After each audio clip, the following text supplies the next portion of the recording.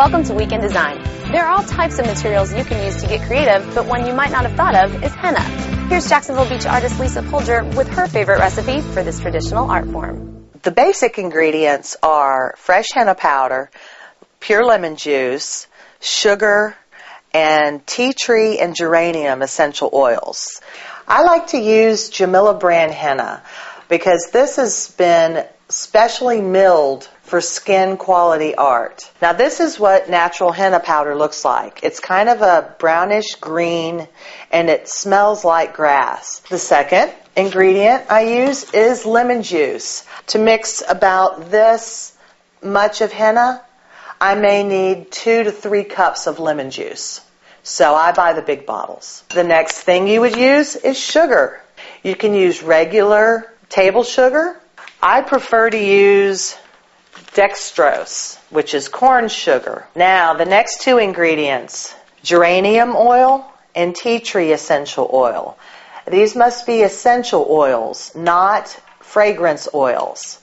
The tea tree tends to have the highest level of the monoterpene alcohol.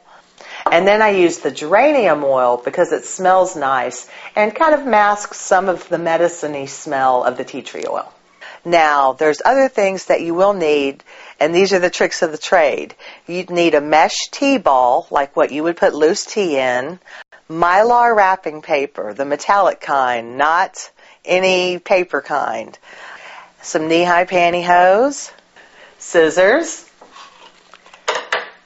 tape. This is what you're going to strain the henna into. These are kind of hard to find, so use a Ziploc freezer bag and some plastic wrap. One of the first things you would do is you would sift the powder. That's what removes all of the small little fine twigs or clumps that would clog your tip, and you won't be able to get fine lines if you do not sift the powder.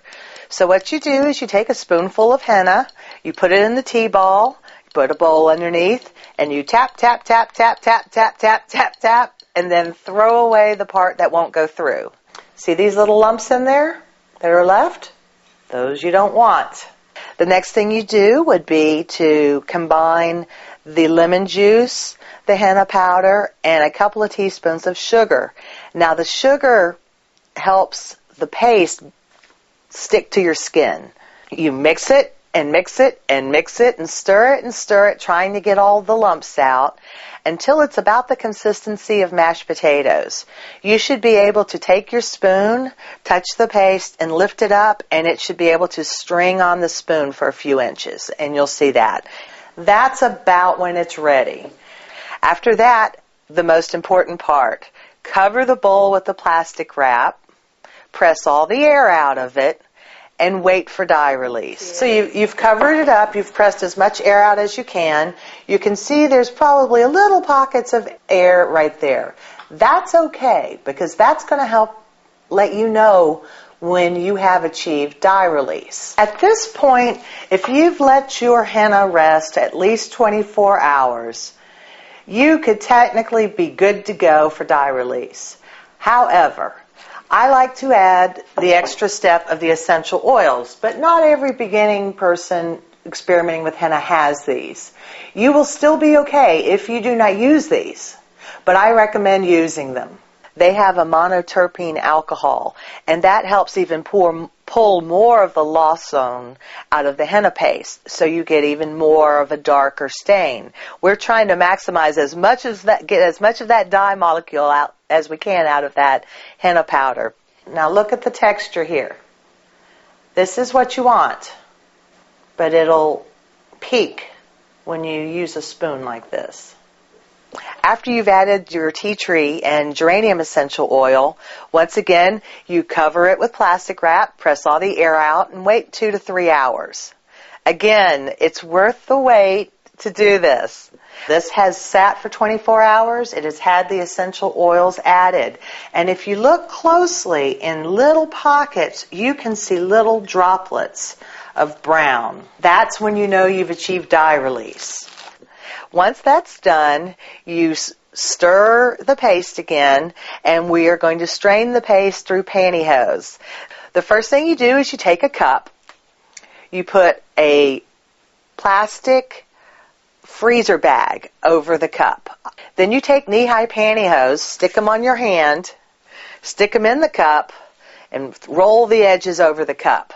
And now you have made a little pocket in which to put your henna.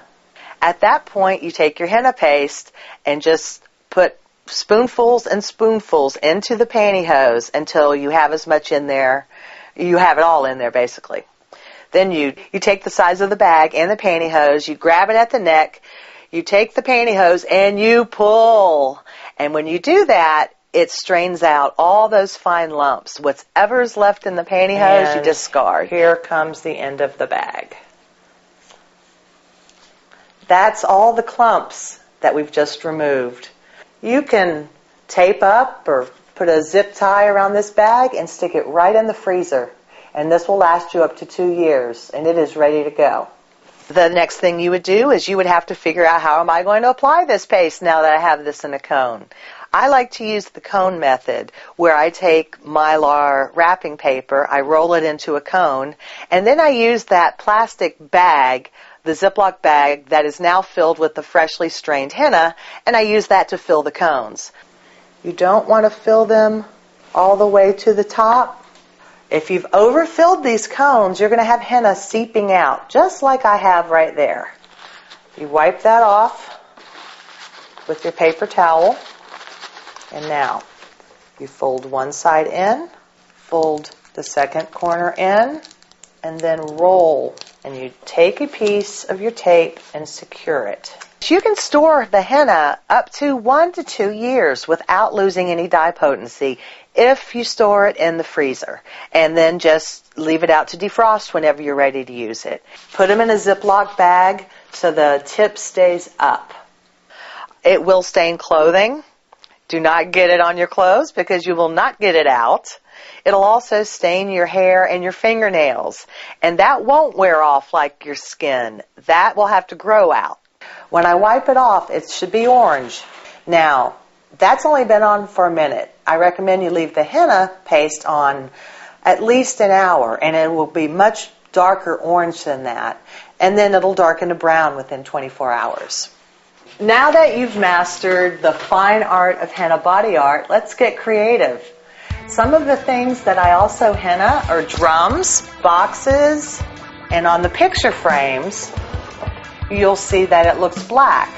This is with the paste left on and then varnished. You can also dye your fingernails, which is very traditional in the Middle East, and you can dye your hair. I used to dye my hair and it hid all my gray, but after a while I've learned to embrace my gray. Thanks, Lisa. For more weekend design, continue to check Jacksonville.com. For Jacksonville.com, I'm Linda Warford.